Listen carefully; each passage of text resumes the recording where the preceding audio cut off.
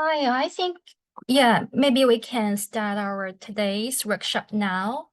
So first, I want to say hello, everyone. Welcome to our Grant-o-thon Grant Writing Workshop 2024. My name is Yusha Tao, and I'm the project coordinator for the SASH Social Innovation Program. And I'm really thrilled to have you all here tonight. And last year's event was a success, and based on the previous year sessions and your valuable comments when you registered for our workshop, we've made some improvements for this year's sessions.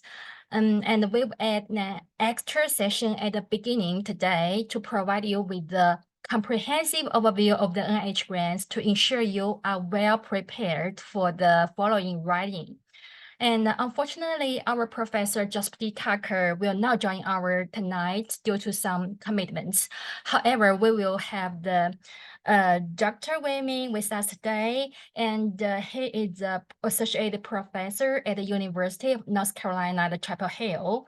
Dr. Tang is an epidemiologist and has authored numerous NIH grant applications. He is also the co-director of our Research Global. And tonight he will give the introductory Grant-o-thon talk. And at last, I want to say, for those who concerned about poor internet signals or having difficulty keeping us with the content, and don't worry, we will upload the slides from tonight's session and the lecture recording to our website, so you can review the materials at your own pace later. And following our Dr. 30 minutes lecture, we will have a 15 minutes for your Q&A session. So just feel free to type any of your questions into the Q&A box, and Dr. Tang will address them later after the lecture. And we aim to conclude by 8:45 a.m. Eastern Time. So now, without any further add, so it's over to you, Dr. Wei Ming Tang. Thank you, Yusha. Thanks for the introduction, and I really appreciate for this great opportunity. And welcome to all to join the 2024 Grant-o-thon. Joseph supposed to give this talk, but due to some emergency issues, he cannot be here today. I will present the slides for him. Basically, the presentation I will cover, including the left contents on the first slides, including priorities for grant writing, balanced grant writing and research, identify an NIH grant submission, review process, award process, monitoring and reporting, and some open results. So many of you may already know what is Design-a-thon. Design-a-thon is a three-stage participatory activities informed by design thinking that include preparation with end users, an intensive period of collaborative work, and the follow-up implementation of research. Our group have been devoted lots of work on Design-a-thon, especially including develop practical guide on Design-a-thon. We just published our practical Design-a-thon guide last year. And if you want to know more about Design-a-thon, you can search it. We can also provide the link to you later on. Also, in the middle of this month, we'll have a launch meeting for Design-a-thon. Hopefully, you can join it too. So, often these events are called hackathon. I mean, for most of the times, Design-a-thon are called hackathon. Many of you might familiar with hackathon, especially for IT people. Hackathon is very widely used to put together a software or whatever. But we like the terms of Design-a-thon because we are using design thinking process or co-creation process of wisdom crowd wisdom to put together some new ideas, innovative things, or to promote a health. For this special event, we call Design a Grant-o-thon because this is for grant writing. Of course, we should have it relevant to grant. So this Grant-o-thon is a little bit different from traditional grant writing workshops because we want to have more interactive discussions with each of you, especially the selected the people who have submitted the Ames page. And we will have like interactive sections with each of you. We'll have 2 mentors for each of the 2 mentees, have a deductive discussion during the whole session. We will be like have 1-hour discussion with them during the whole Grant-o-thon period, which is lasting for several weeks. Start from today on every Tuesday afternoon evening of China time, 8 a.m. of the Eastern US time. So the purpose of this Grant-o-thon is actually to let you give a brief introduction regarding how you should write a first NIH grant. Many of you might think whether I'm eligible to apply for NIH grant. Is it okay for me to submit NIH grant? That's a great question. We'll cover this topic later on. But before you start to write your first NIH grant, you might want to know what is the most important part of an NIH grant, because every grant has its own framework, have its own guidelines. For NIH grant is typically like a 1 page or Ames page and 12 pages of significance or innovation and approaches putting together. The most important part actually for an NIH grant, including the specific aims, approach section, innovation, significance, human subjects, bio sketch, and environment. For specific aims, this is typically a 1 page only Ames page, we call it. This usually used front size of 11 with 1 page to introduce summarize the key ideas in this grant proposal. It will be like it was the most read part of the whole grant proposal. Is also the most important part of the whole grant proposal. So usually, like for beginners, we are usually ask the mentees to pay specific attention to the specific aims. Usually, you can spend like 1 or 2 months or even 3 months to tailor your aims page to get feedbacks from your mentors, your collaborators, or other researchers on the specific aims. Approach section is, of course, is the most important significant part of the grant proposal. It will be usually like people will give most critical comments for this section. You will be the part to see whether your research proposal is rigorous enough. So you should pay, of course, enough attention to this. Besides this, you should also pay strong attention to innovation and significance. For innovation, it's usually like a 1 page of things regarding what your study knew, what's new of your study in like measures, context, design or data analysis, etc. For significance, it's usually 1 or 2 pages. So it signifies why your study is important. What important points will your study cover in the whole approach? Why these measures or like gaps are important to the global audience. And the 5th part is human subjects. Whether your study have enough, do enough work to protect human subjects. It's like ethical to conduct study, how you protect the privacy of the participants, how you will protect the data you collected, etc.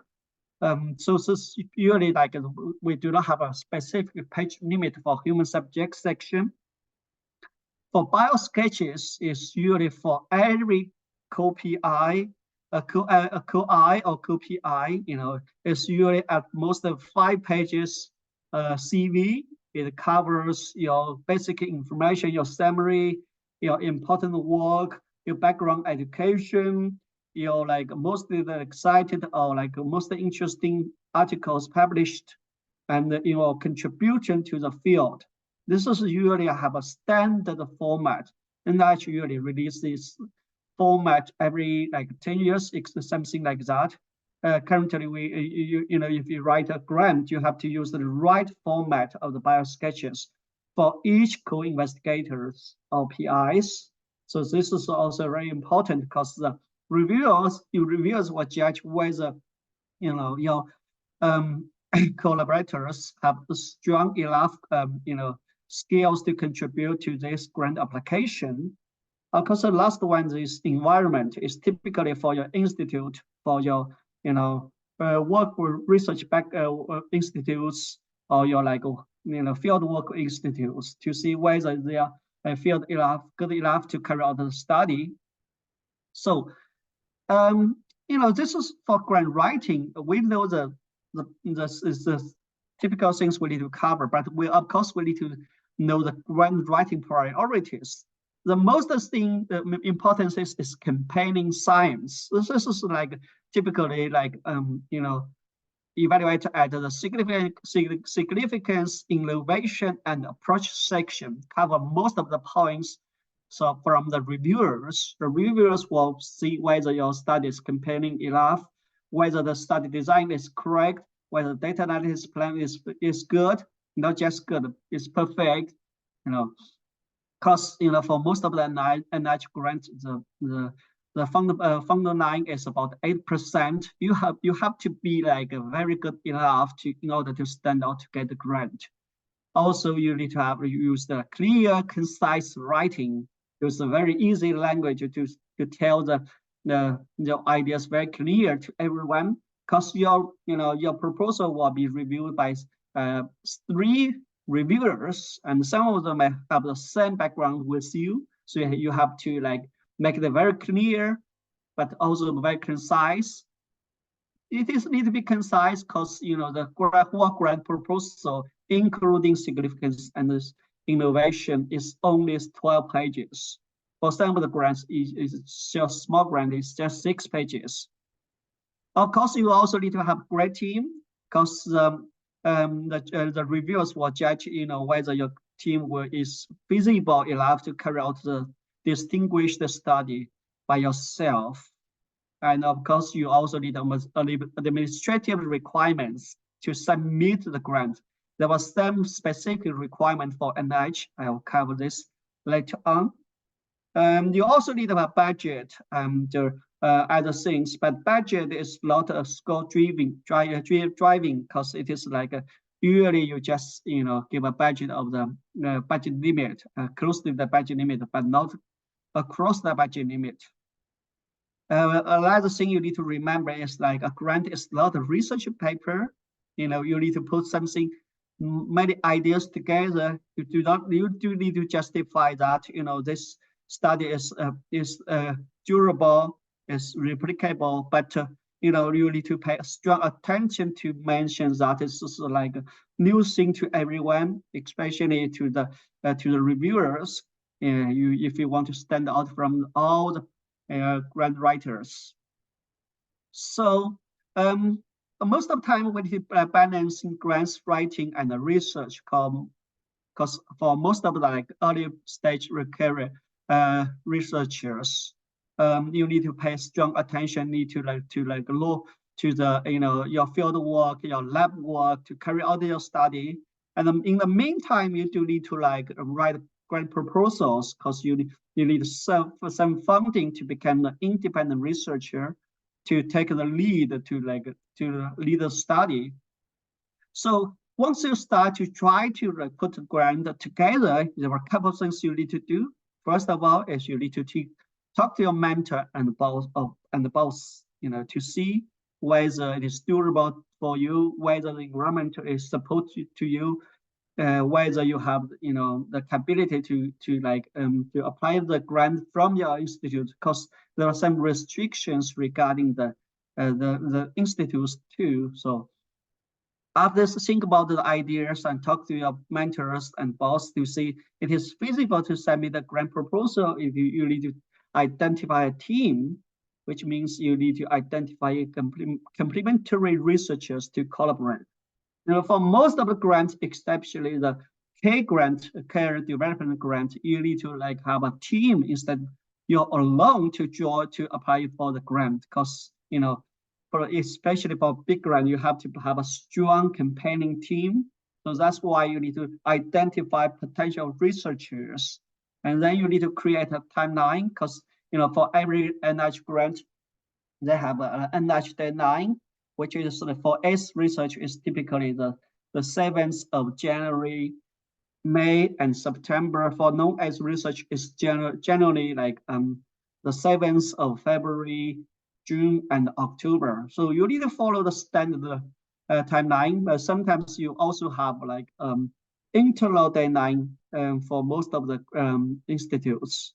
So you need to follow this timeline and set aside grant writing timeline every day, because for NIH grant proposal, you can see that what I introduced, the aims page is 1 page, and the study approach is about 12 pages. But in the meantime, you need to prepare more than 20 other documents, which is about 100 pages, including human subjects, budget justification, bio sketches, lots of things to do. You need to have a clear idea regarding what is a timeline, and you need to set aside with it every day.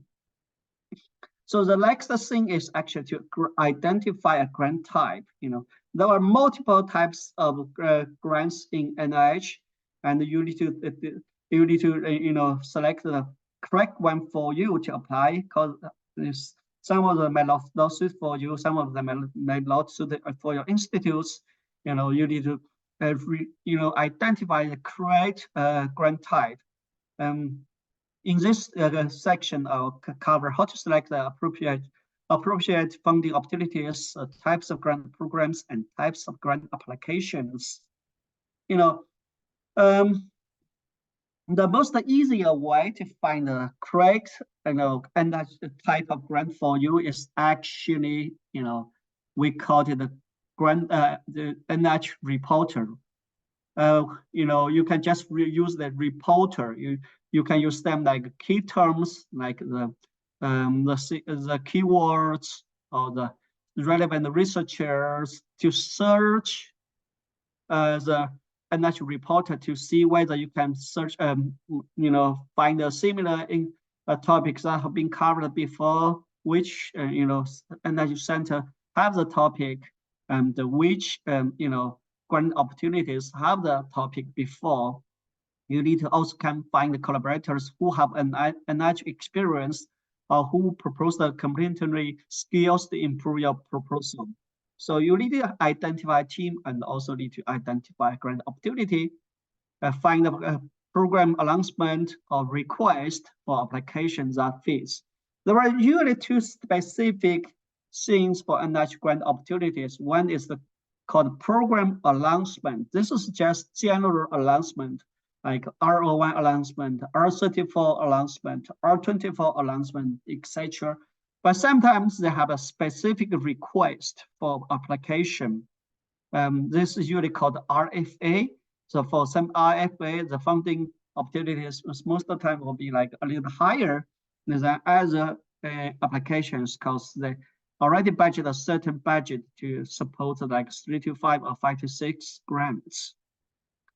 After that, you should email your specific aims to NIH program officers on the PA or IFA to ask about whether your studies fit with the institute's strategic priorities, to confirm that you have a correct deadline, and ask about NOSI or RFS. NOSI means Notice of Special Interest.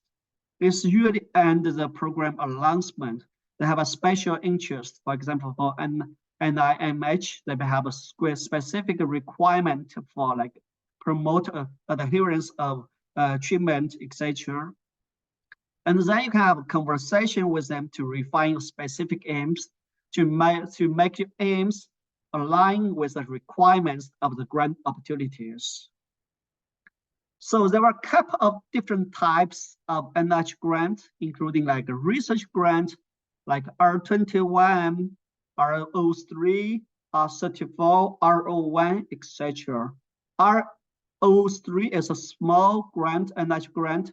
24 is also very, very small. Is the direct funding is usually like 225K for 2 years. For R34 is usually like the direct cost is about 450K for 3 years. This is all small grant. For R01 is usually a big grant. Is they have like 1,500K as a direct funding for 5 years. I mean, each year they have like 1,500K and last for 5 years. We will putting together direct fund will be like 2.5 million USD. There were also some like research career development award, including KO1. This is especially important for early stage career, career workers. You know, you need to. This is like a kind of mental research scientist career development award, and KO2 is an independent research scientist development award. Typically, people apply for KO1. Most of the early stage faculties in the US will start or apply for KO1.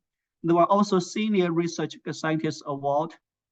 Also, there were program project center grants, including POM, P32, P33. In NIH, there was specific training and fellowship grants. You know, for traineeship grants, there are two types of important things, which is D43 is an international research training grant. It's usually like apply for to be like a training center, and for T grant they usually have a T for postdocs or T for undergrad for pre-docs, which means for graduate students, which is usually T32 for like postdocs or graduate students, and the T15 for continuing education training grants. There are also a couple of other resource grants, including R24, R25, and X01. I will not cover in detail over here. So after you like think about the grant writing, you need to also think about which US NIH grant can foreign investigators apply for. This is very important because some of the grants, especially for career development grant, you cannot apply for as the foreign investigators. This is true for most of the career development grant except K99. But even for K99, you have to have be identified as a like postdoc in a U.S. institute, and you have the U.S. institute will agree to appoint you as the faculty later on after the grant. So you also need for this specific questions regarding other research grant, you need to couple of homework to see whether your institute is eligible, whether you are eligible. For most of the research grants, most of the investigators, foreign investigators are eligible. But you need to talk to your institute early to see whether they have applied for NIH grant before, whether they have the administrative team to like support you to apply for the grant. And you also need to read fine print of the program announcement or request for specific grants. For the RFA and PA, you need to read the grant announcements very specifically to identify whether you are eligible. I mentioned that some of the take award along foreign investigators. That's only adapt to like K99 ROO. That's 1 million direct funding for 5 years, including ROO phase and the K99 phase. So there were also different types of grant application, including like a new application and resubmission. For resubmission, typically you will resubmit the grant after they review it, but only one allowed. And there was some renewal grant opportunity because this is usually for people who already have a R01 grant. They want to continue their research. They will have apply for renewal of the grant. Remember that NIH grant have different deadlines. So as I mentioned before, I will give the brief like the deadlines. But for RFA or some other specific grants, they have their own deadlines. So you need to make sure that you are clear with the deadlines. and you need to follow the timeline you created. So the submission process is typically, not that complicated, but most of the times you need to work with your institute to carry out the submission process. For our institute, typically I or Joe will prepare everything, then we'll submit to the pre-award team. It's typically have one point person to contact with us. They will collect everything we have, then they will put into the system for us.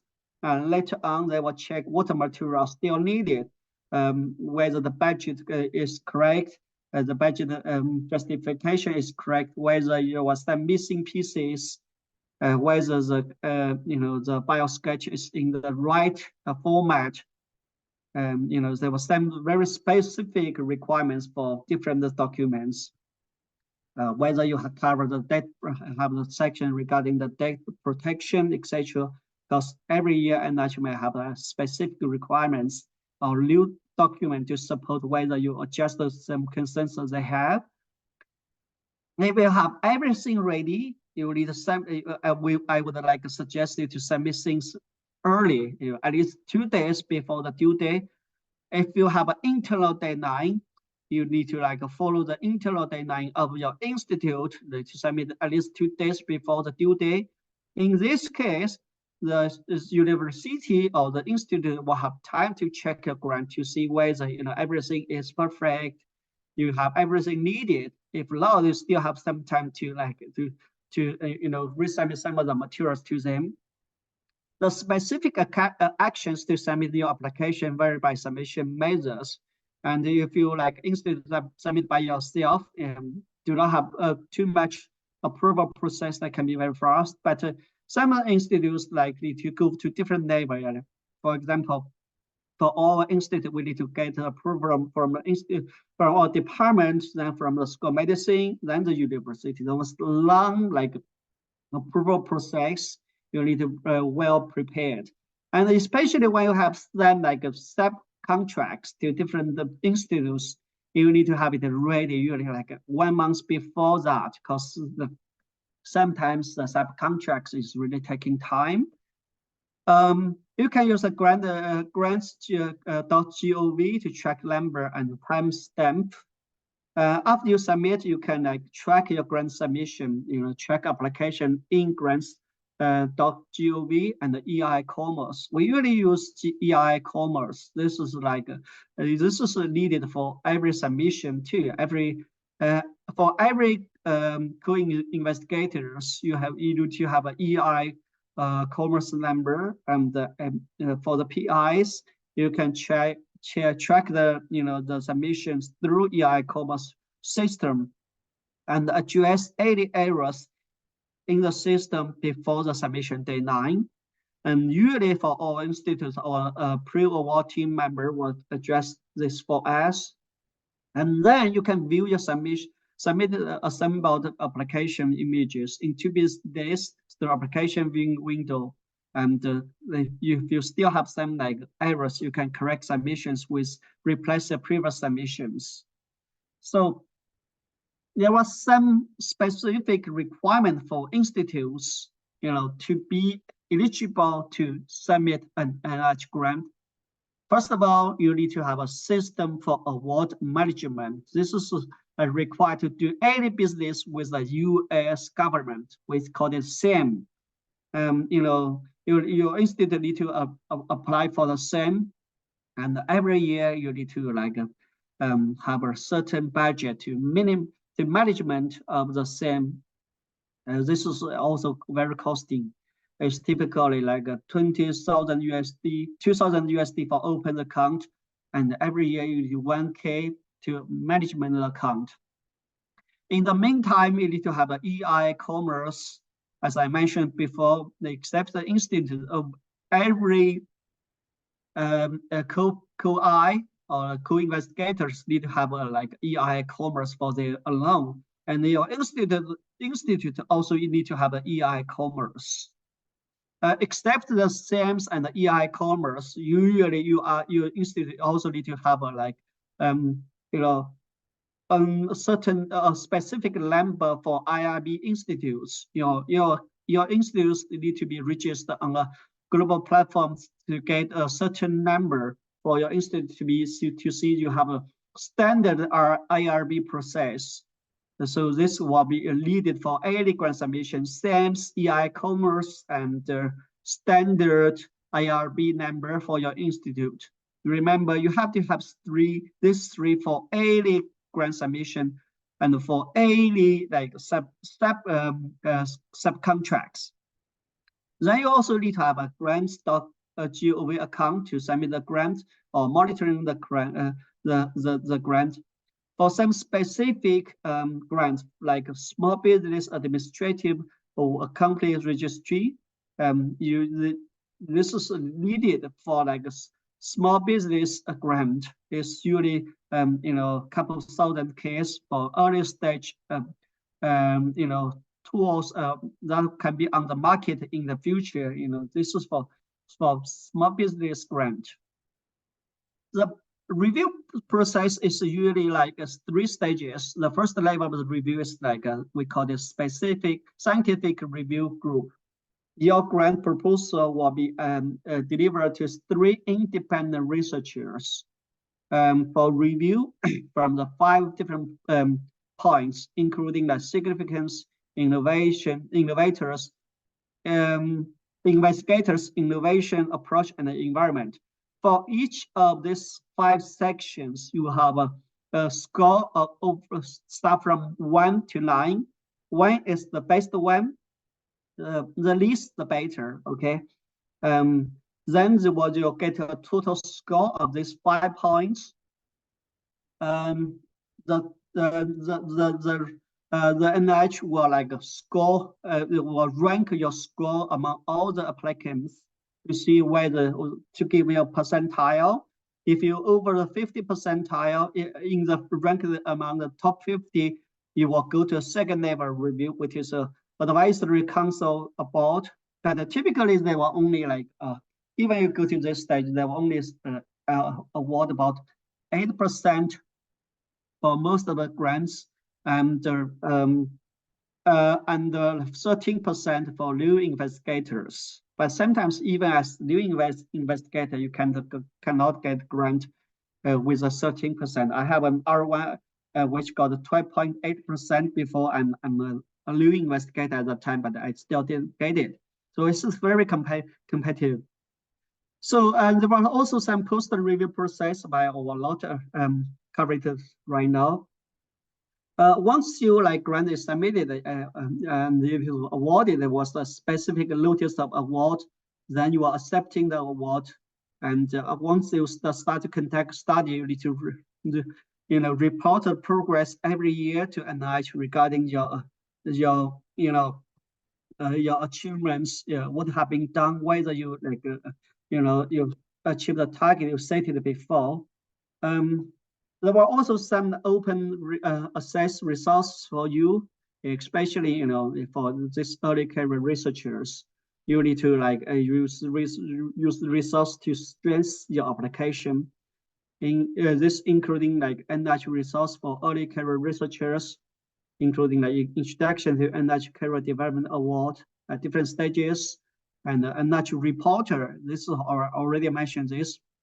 This is a comprehensive list for all NIH funded grants, including abstracts and early, it is very easy to search.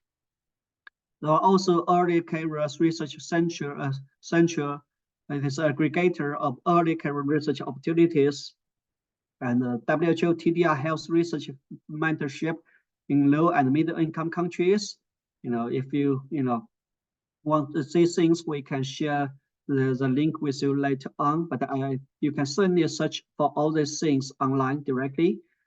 That's all for my very quick presentation. I know that application is a very complicated process. It's really hard to explain everything in 30 minutes.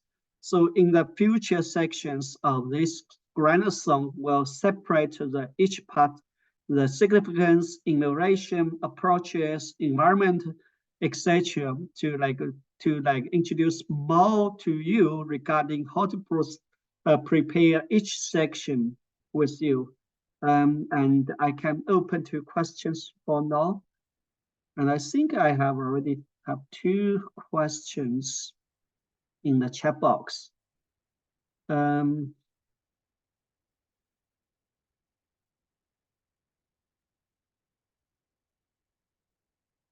which category would be a PhD grant be? It is possible to apply out for US.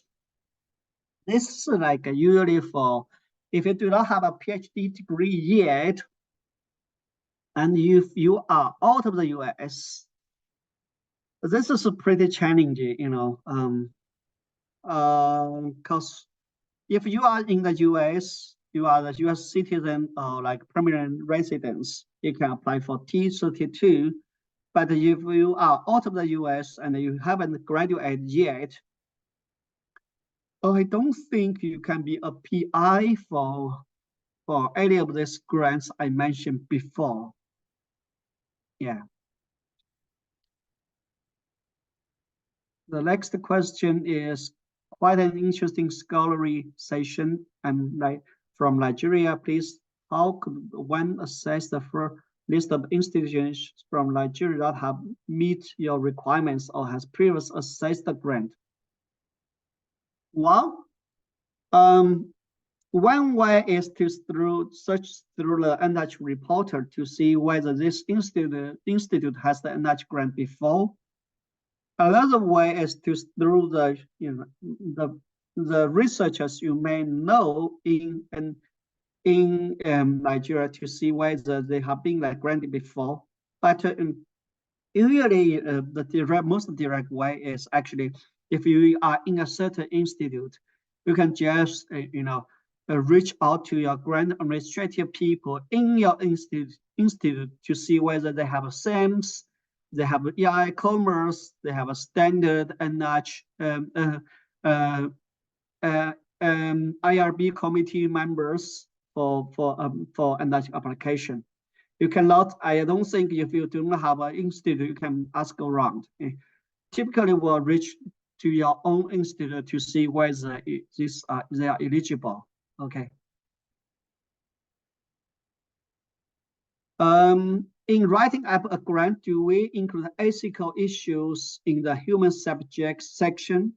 Yes. For human subject section, you typically will list all the potential risk to the participants, how you address the risk, including protect the privacy, protect the data safety, how the participants will be recruited, which questions will be they asked, which kind of questions they'll be asked, what testing they'll be done, what's the incentive to them for participation, whether this is address the gender equity issues, etc. There's a couple of things you have to be done in the human subject section.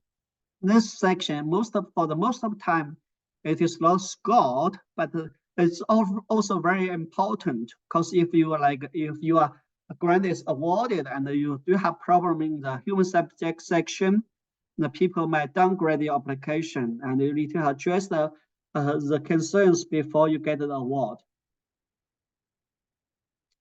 So the next questions: who are those considered as early career researchers? Can individuals and not an institution apply for an NIH grant? First, who are those considered as early career researchers? For NIH, the standard is 10 years within you get your terminate degree, like MD, PhD. For me, I graduated 24 in March. I was considered as the early career researchers, before the March of 2024. But after that, you are not the early career researchers anymore. So most of the times we're using timelines. For some of the grants, they use 5 years. Some of the grants use 10 years. But for NIH, they use 10 years. But if you have an R01 grant, you are no longer eligible to be an early career researcher. For example, I'm no longer because I'm a MPI of one NIH R01 grant. So can individual and not an institution apply for NIH grants? The answer is no. You have to have an institute. As I introduced, you have to have like the institute. You need to have the SAMS member, EI commerce standard, IRB committee member. You need to have all this for your NIH application. This need to be on your biosketches. And if you do not have this, you are not eligible. So you cannot submit a grant as an individual instead of an institute. You have to rely on like a certain institute who are eligible to apply for a NIH grant. And if your institute is not did not do this before, you can like rely on other institutes have subcontracts. But most of the time, even for subcontracts, your institute need to have all these numbers. Like for Search Global is like we have many like subcontracts from NIH. We have all the EI commerce standard like an IRB number and also the SAMS number, and we need to keep it active every year. Yeah.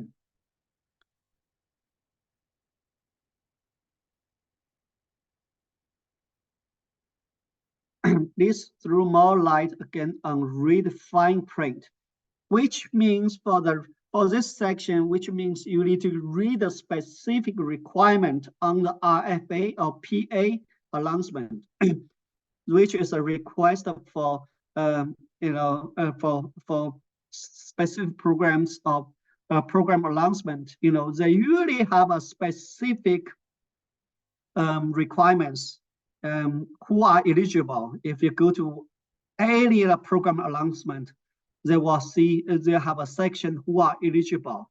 You need to read this very, very carefully, to check it very carefully, because this is usually a different, this is like a very grant by grant. You have to check it by your own to see whether you are eligible for this specific program announcement.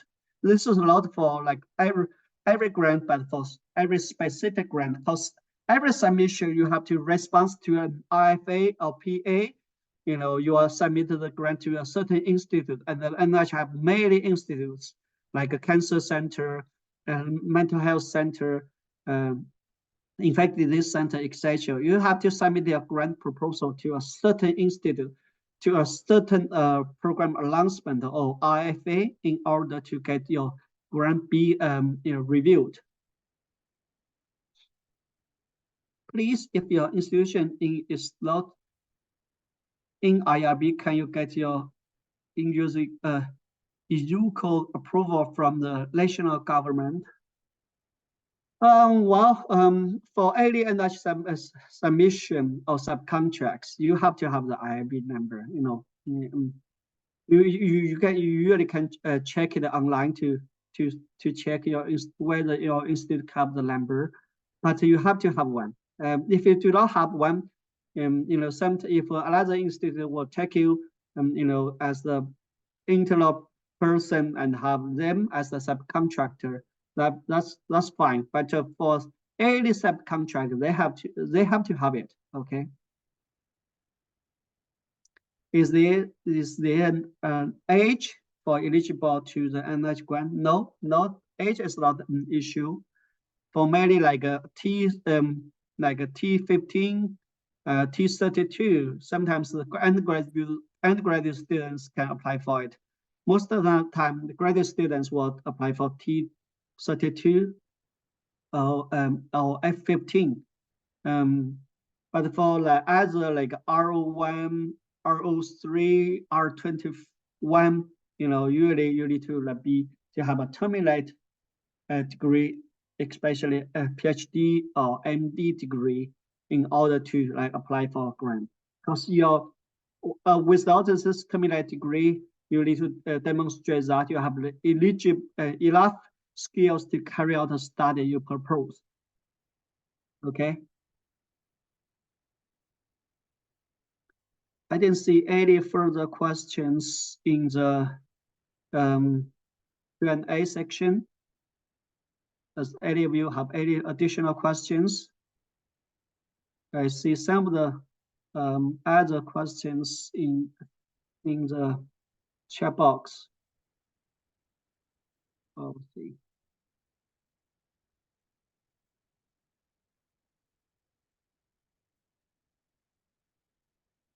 Okay, this is already covered. Yeah. Yeah, there's another question from the Ismail, and he is interested in the question like, is there a minimum number of researchers on a team? Well, no, there was no specific requirements for number of researchers, but most of the time you have to justify you have enough people to cover the topics that will be covered in your study, like data science people, epidemiologists, social science people, etc. You have to have different people to cover different disciplines. You need to have a team to cover most of the important topics you will cover. For example, for us, we need to have the people on community engagement, social support or social innovation, epidemiologists, clinical people with a strong experience in clinical research, biostatistician, sometimes cost-effective people, etc. This really depends on which topics you will cover, and you need to have at least one co-I to help you on each of this specific section. For most of the NIH grants, except the early career grant, you need to have a team. For K99, K01, for this, usually you use this like a mentored research grant. You need to have a mentors, only one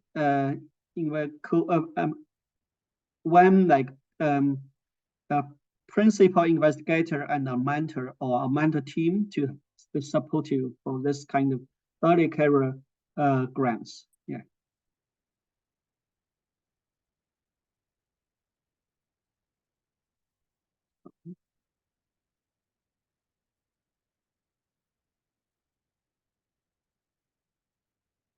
Quite an interesting. Oh, yeah, I already have covered this. Yeah. Any other questions from the team?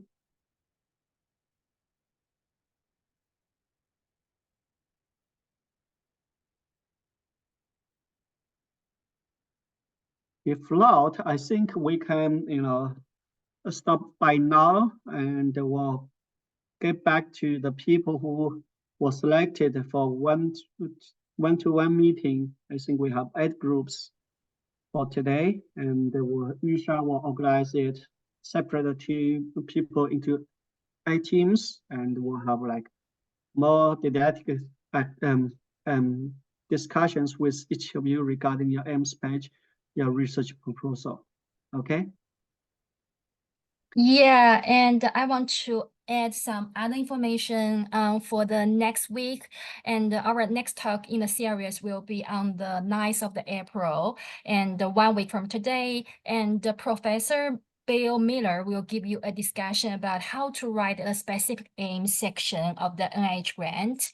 And another thing is, if you missed any part, or if you want to go back to review our lecture today, we will upload the video and the PowerPoint on our website, so you can have those resources available. Yeah, and at last, I want to say thank you so much, Dr. Wei-Ming, and for the fantastic lecture. And thank you again all, and see you all next time. Bye-bye. Yep. Take See you care. all. Thank you. Take care.